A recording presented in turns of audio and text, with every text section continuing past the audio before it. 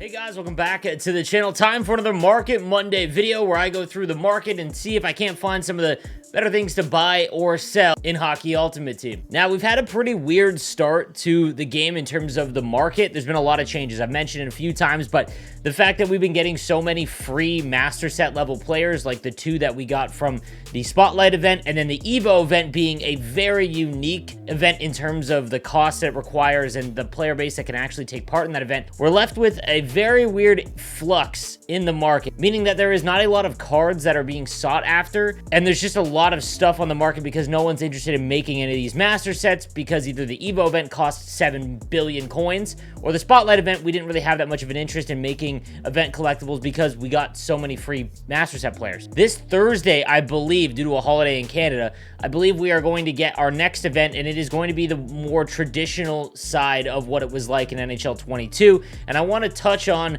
what this event may look like and some of the changes that might be happening from the Evo event. So to do that, I want to go back to NHL 22. I know this looks an awful lot like NHL 23, but nonetheless, the Evo event had very high rated cards in it. So in the Evo event for NHL 23, there was 87s, there was 86s that you could use to make collectibles. I want to go back to NHL 22 because the highest rated cards that were used in sets were 86s. You needed 2 86s to make 3 collectibles. Now remember, overall started lower in NHL 23. So I think that people need to start paying attention to 85 overall cards. 86s I think are okay, but there's no guarantee that they're going to be used in sets for this next event. Because as you can see here, the next one that was used was 483. So this was the first event that they actually went to this system where it cost very little to make a master set player and you upgraded them via collectibles from that event. So this one might operate a little bit different, but I just want to highlight this because it should not include 87s, okay? It should go back to what it was normally, and I want you guys to pay attention because I think 85s are probably the safest and 84s just because of the cost of what they're going for right now in NHL 23. So guys, what I want to point out is some of the overall specifically going into this next event. If you have a lot of coins, which everyone does, because there isn't a lot of actual sought after cards to go and buy with your coins. Right now, if 83s are going under 4,500 coins, that's going to be about 6,700 coins per collectible, which is a pretty decent deal. So if you're looking for 83s, I would look at 4,500 and under, and we can keep going up. So 83s are going for about the cost per collectible of 6,700. You can do that on 84s as well. So if you start around 6,800, they're roughly going for around the same price, and I think this is going to increase on Friday just because this event will actually have cards that we're probably not going to receive a free master set player, and we're probably going to receive 89s or maybe even 90 overall master set players. They're going to be very sought after, so just pay attention to this because I think this is where you're going to want to,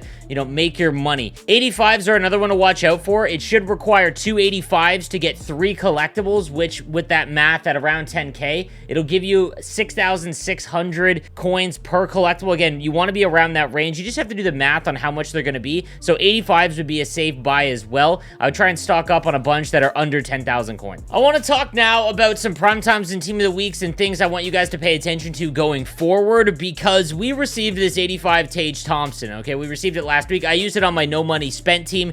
It's honestly been one of the best cards I've used. It is all going to depend on your playstyle. I don't mean to generalize what division you're in, but if you're in a higher division, 2 and 1, these are going to be the cards that you kind of want to use if you want to remain competitive against online players. Again, always use the players that you want to use, but as you get into higher divisions, I've said this before, you're playing a different game than what you are in the lower division. That being said, prime times and team of the weeks, I want you guys to remember this logic when you pack them, okay? Prime times and team of the weeks, think of them like cars. The second you drive them off the lot, they will drop in price. However, the meta cards, the ones that the Division 1 Hut Lords, they want to use, they will go up in price once they leave packs. Cards like Tage Thompson are extremely meta because A, they're 6'6". The bigger players are able to hold on to the puck easier.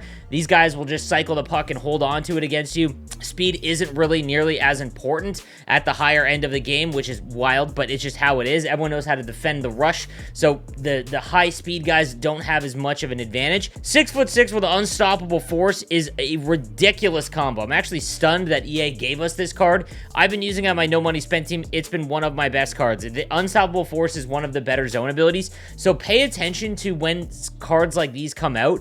They're either gigantic or they've got like 95 speed and wheels, for example. When they've got zone abilities that are really, really powerful, they will usually tend to go up in price. And don't worry, if you guys follow the channel, make sure you subscribe right now. Do it right now if you haven't, because every day that cards like these come out, I will tell you if they are, cards that fit into the meta of the game, and they will usually be sought after once they've left packs. All other types of cards, guys, that are prime times team of the weeks, like let's use Leon Draisaitl, for example.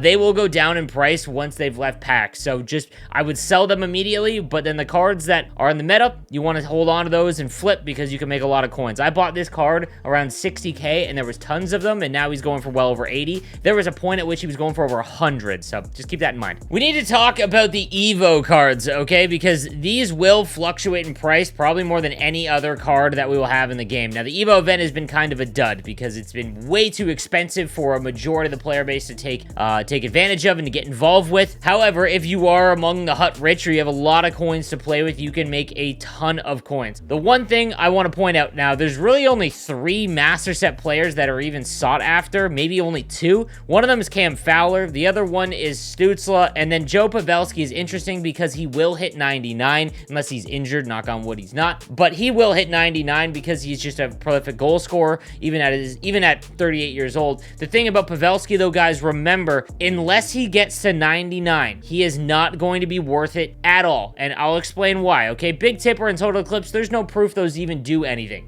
Okay, me and my man Kesso, my co-host of my podcast, we love the tip shots on net. We can't quantify this ability to actually do anything. Secondly, he's 5'11", but he's statted out in terms of skating like he's 6'8". He's 81 speed. So unless he gets to 99 and his skating gets bumped up because it has to get to 99 overall, he is just so far behind everyone else. I mean, even with 20 more goals, he's only going to have 91 speed unless he gets to 99. So let's say he gets 18 more goals. His speed is going to be in the low 90s at 5'11".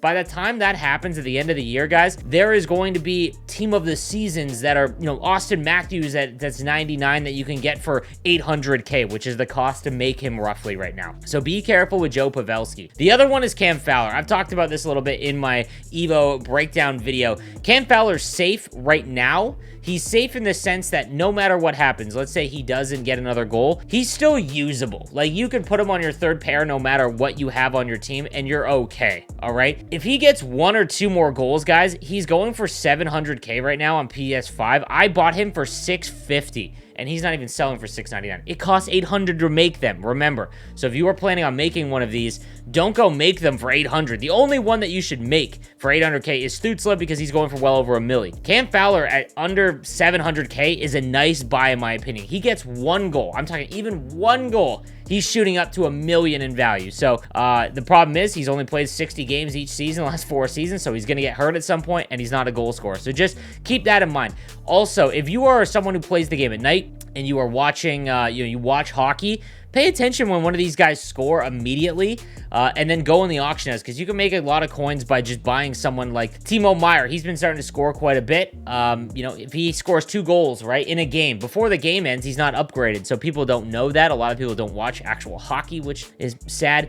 Go and take a look at the auction house and buy them up before the game ends. That's another decent tip there. All right, guys, that is going to do it for this episode of Market Monday. Thank you guys for watching, and I'll see you next time. Have a good one.